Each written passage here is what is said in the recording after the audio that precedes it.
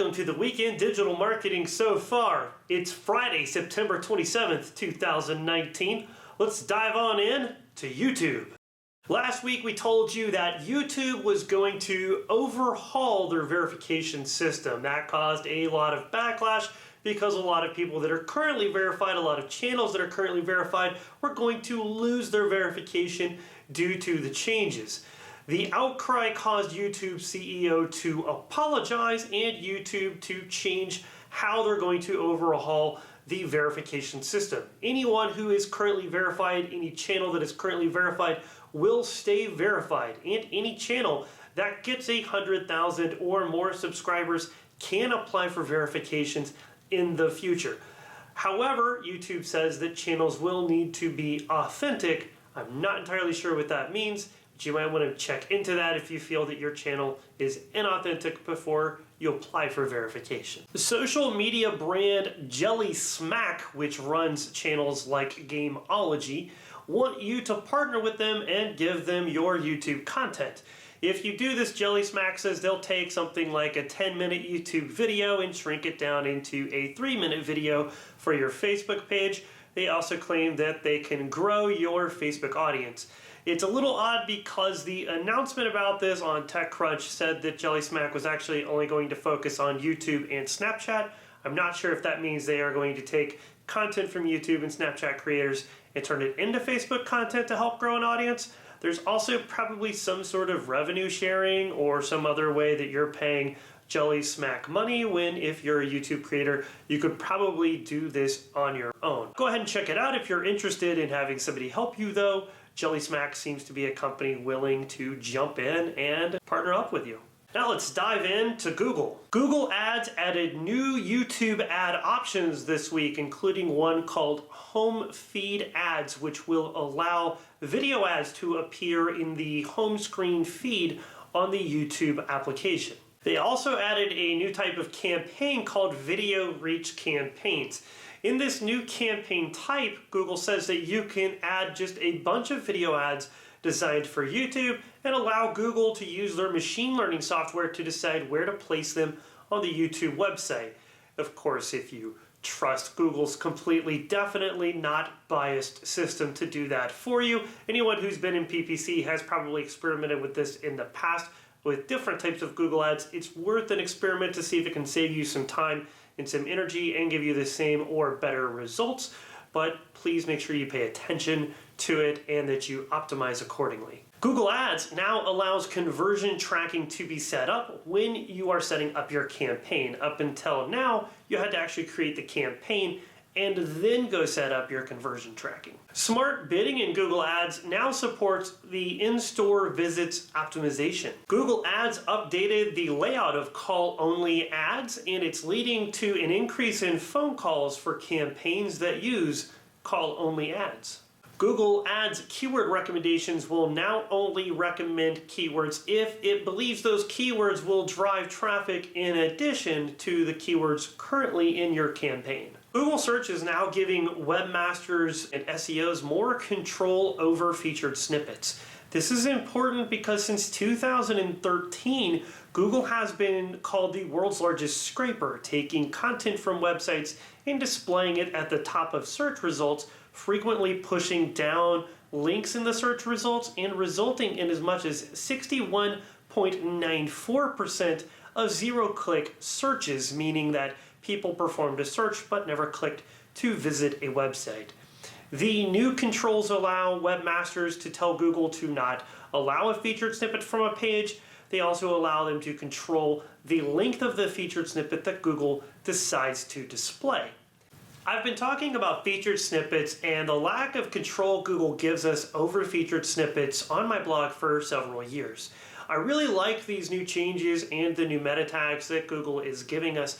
I'm only concerned about one thing, and that is, will Google use this information in their ranking algorithm? For example, if currently a document is ranking #1 in Google and has a featured snippet, but adds the meta tag to tell Google that they don't want a featured snippet, will Google then reduce their rankings in favor of a document that allows featured snippets?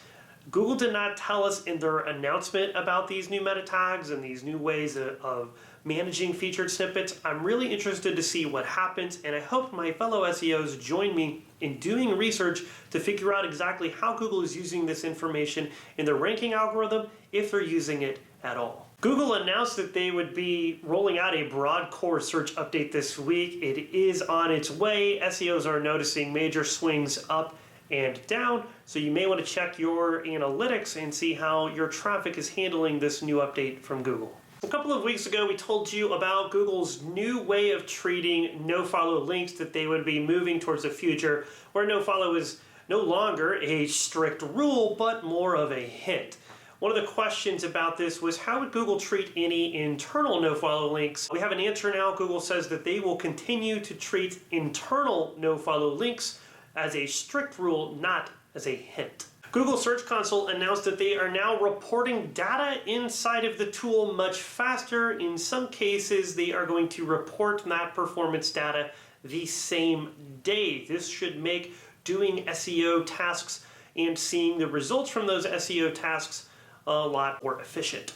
Google's Webmaster Tools team launched a new video recap series called Google Search News. It looks like they're going to be publishing these videos once a month. So if you haven't yet, head over and subscribe to the Google Webmasters YouTube channel. Hi, John. Google My Business now has a tool that will allow you to tell if your business is currently verified on the Google My Business platform. Check that link below because I can't really say it. So just go down into the comments below and it'll be under Google. Now over to Facebook. Confirmed they are working on AR glasses, which will be released in the next few years. As the FTC's investigation into Facebook's potential antitrust activity continues, they're interviewing Facebook competitors. One of those competitors, Snap Inc., came prepared with a dossier of information they have called Project Voldemort. In this dossier, Snapchat includes a conversation their founder and CEO had with Mark Zuckerberg of Facebook, in which their founder and CEO claims Mark threatened to copy and shut down their business if he didn't sell to Facebook for the price that Mark demanded.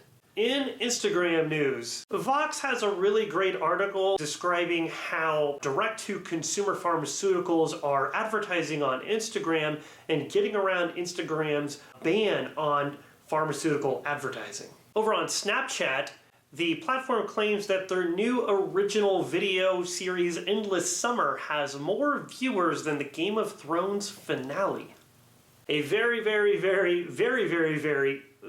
small study of about 6 social media marketing agencies shows that Snapchat video ads are now taking about 20% of those agencies' ad spend on behalf of clients. Snapchat this week increased the maximum video ad duration from 10 seconds to a whopping 3 minutes. No one knows how users on Snapchat are going to react to this, but it may be worth an experiment.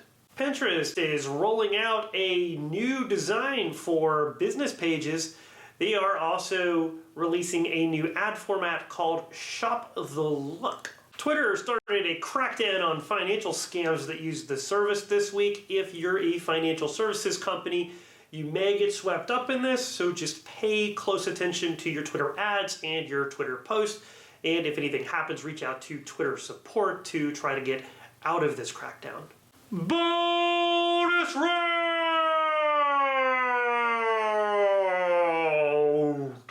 Uber unveiled a new version of the app this week and said they want to become an operating system for your everyday life. Yahoo has yet again a new logo and has teased new features and tools coming soon. Could it be that Verizon is actually going to try and do something with Yahoo and Oath?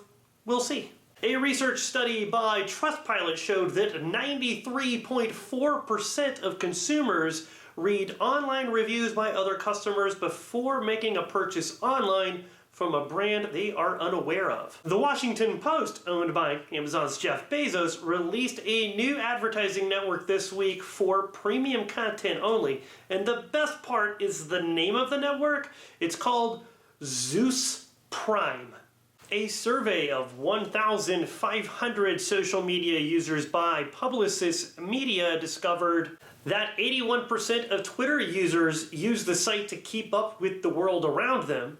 74% of Facebook users use the website to keep up with their friends and family. 67% of Instagram users use the app to keep up with the latest trends. And finally, 54% of YouTube users use the video platform to learn more about their passions and their hobbies. It turns out that Disney almost purchased Twitter many years ago, but declined at the last minute because of the toxicity on the platform. SEO tool provider BrightEdge released a new tool this week they claim can automate numerous SEO tasks, making many SEO jobs redundant and possibly obsolete. We'll see if it works. That's it for the week in digital marketing so far. If you liked this video, please go down below and give me a thumbs up. If you have already subscribed, thank you. You're pretty awesome. If you haven't yet, please go down and tap on that subscribe button. If you like videos like this coming at you every week telling you about what happened, then you gotta tap that notification bell to make sure you get notified when the next video comes out. Until next time,